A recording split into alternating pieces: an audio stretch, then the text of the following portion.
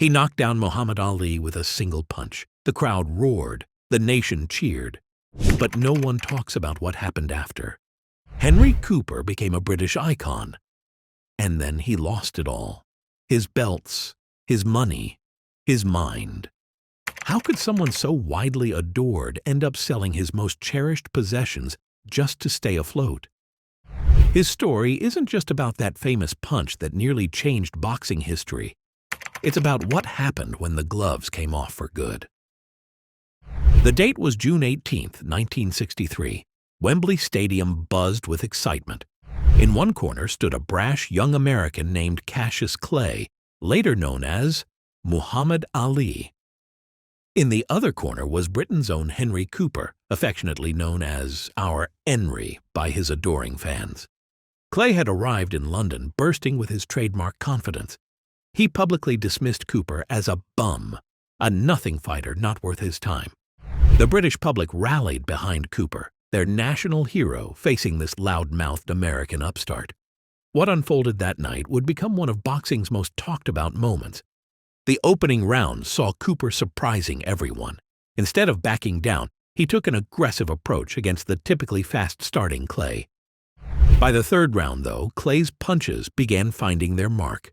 Cooper suffered a cut above his left eye. Blood was flowing. But then came the fourth round. With just seconds remaining, Cooper unleashed his signature left hook, the punch affectionately known as Henry's hammer. The crowd watched in disbelief as Clay crashed to the canvas. The future heavyweight champion of the world was down. Clay was visibly shaken, but the bell rang. He was saved by the timekeeper. What happened next would haunt Cooper for decades. As Clay returned to his corner, his trainer Angelo Dundee got to work. Observers claimed Dundee administered smelling salts, which was against British boxing rules. But more significantly, Dundee pointed out a split in Clay's right glove to the referee, claiming it needed to be replaced. This led to a delay while officials were consulted about getting a new pair of gloves. Cooper always maintained this pause lasted a minute or more. Precious recovery time for Clay. But records and fight footage tell a different story. The official timekeeper documented an extension of only 6 seconds beyond the standard interval. The controversy that would become known as Glovegate was born. Cooper believed until his dying day that he'd been robbed of his greatest victory. Years later, Dundee himself admitted in interviews and his memoir that he had deliberately widened a pre-existing tear in the glove to buy Clay those crucial extra seconds. Some boxing experts saw this as classic cornerman cunning, doing whatever it took to protect his fighter. Others, like promoter Frank Warren, questioned whether Dundee had really tampered with the glove at all. When the fifth round began, a revitalized Clay came out swinging. He unleashed a barrage of punches that opened a severe cut above Cooper's already damaged left eye. The bleeding was so bad that the referee had no choice but to stop the fight. Clay was declared the winner. Cooper's moment of glory had slipped away. Despite the loss, the fight turned Cooper into a national star. The British public loved him even more for knocking down the man who would soon become the greatest heavyweight in history. But while Cooper's fame grew, his fortunes would not follow the same path. When he finally hung up his gloves in 1971, he faced a challenge perhaps tougher than any opponent in the ring: making a living outside it. While beloved by fans across Britain, he quickly discovered that popularity didn't pay the bills. His attempts to secure his financial future proved disastrous. He tried his hand at running a greengrocer shop in Wembley. The venture failed spectacularly, costing him around £10,000, a substantial sum in those days. Not one to give up easily, Cooper later invested in a health club business. This too collapsed, leaving him teetering on the edge of bankruptcy. To survive financially, Cooper had to return to public life in the 1970s. He became the face of Brut cologne in a series of television commercials with the memorable catchphrase, "Splash it all over." The campaign was hugely successful. Brut became the world's best-selling cologne during that period. But behind the smiling face on television screens across Britain lurked growing financial worries.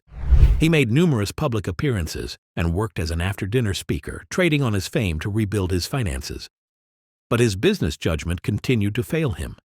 He reportedly associated with individuals in the British betting world and incurred losses in ventures related to gambling promotions and private health clubs. The financial blows kept coming. Cooper served as a company director for an insurance firm that faced investigation following the disappearance of funds. Most devastating of all, he suffered heavy losses in the Lloyd's of London insurance market, a financial disaster that forced him to auction off his cherished Lonsdale Championship belts for £42,000. Picture that moment. A boxing legend having to part with the physical symbols of his greatest achievements just to stay afloat.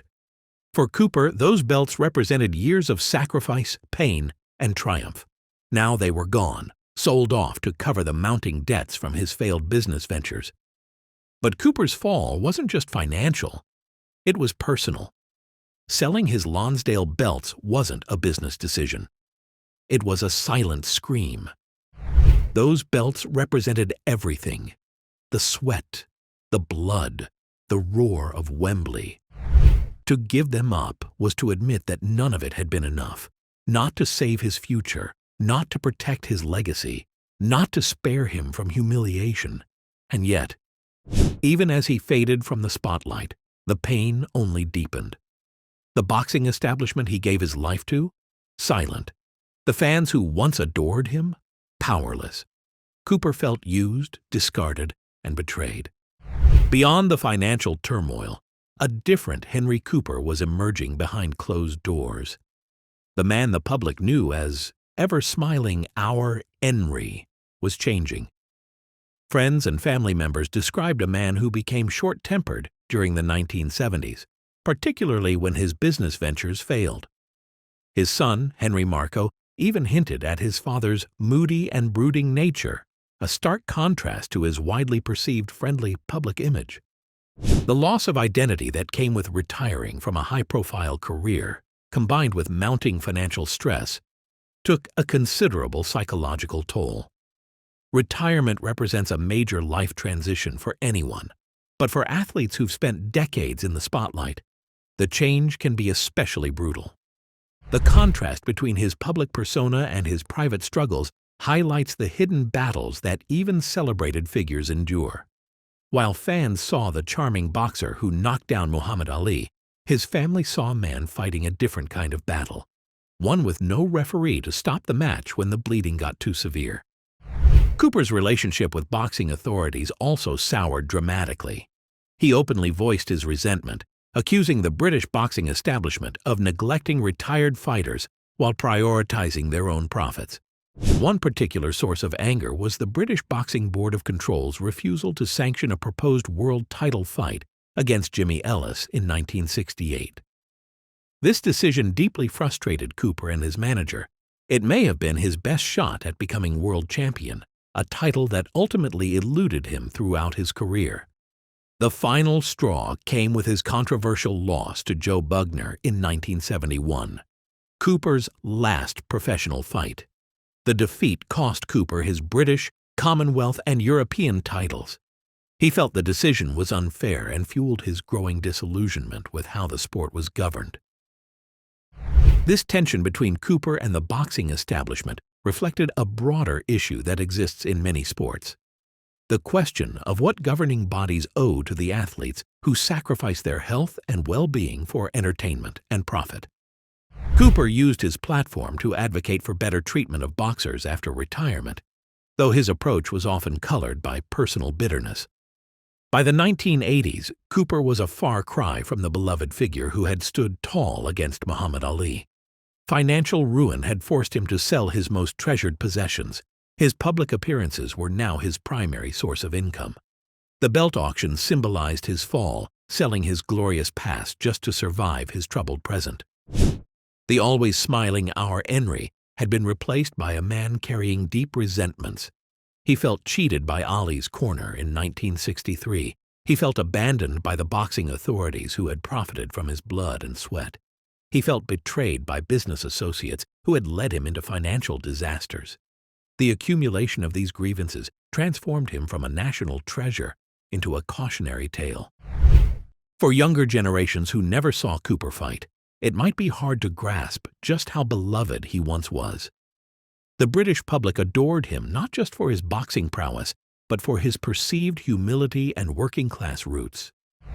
He represented a certain ideal of British masculinity: tough but fair, determined but respectful. This made his bitter complaints later in life all the more jarring for those who remembered his glory days. The Glovegate controversy took on mythical proportions in British boxing folklore. Cooper clung to it as an explanation for why greatness had slipped through his fingers. Had Dundee not interfered, had the referee enforced the rules more strictly, had those precious seconds not been granted to Clay, perhaps Cooper's life might have taken an entirely different trajectory. This narrative of being wronged became central to Cooper's identity in his later years. His story stands as a stark reminder of how quickly fortunes can change once the roar of the crowd fades. The transition from active athlete to retired sportsman claimed yet another victim.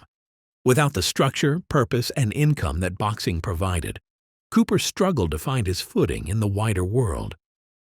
Many athletes of his generation found themselves similarly adrift when their careers ended. Even in his darkest moments, Cooper maintained a connection with the boxing community and the broader public. His endorsement work with Brut Cologne made him a fixture in British homes via television commercials. His after-dinner speaking kept him relevant and provided some income. But these were pale shadows of his former glory, reminders of what had been lost rather than signs of continued success. For Cooper, retirement wasn't just the end of his boxing career, it was the beginning of a difficult chapter marked by financial hardship, mental health challenges, and increasing isolation from the sport he loved. His story serves as a sobering counterpoint to the glamour and excitement that surrounds active boxers. The physical toll of boxing often receives attention: the brain damage, the broken bones, the long-term health consequences. But Cooper's experience highlights the emotional and financial damage that can follow. The abrupt transition from adored public figure to struggling former athlete proved nearly as devastating as any punch he took in the ring.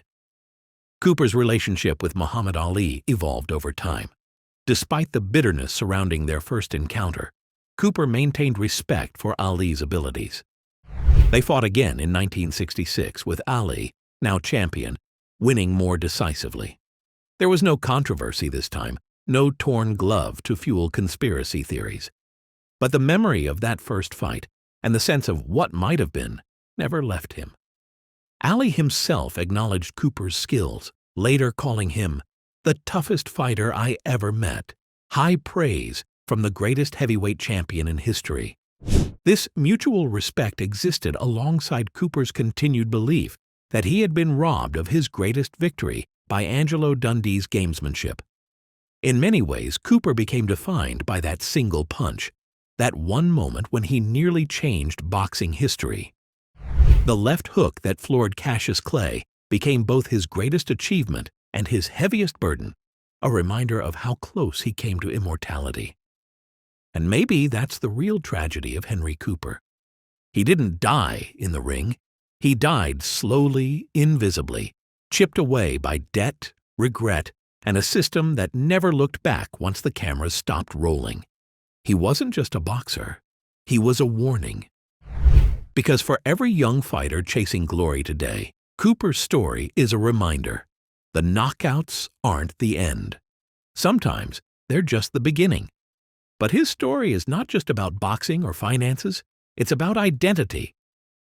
When the thing that defines you is suddenly gone, what remains? For Cooper, the answer wasn't always pleasant. His financial troubles weren't just about money. They represented a loss of control.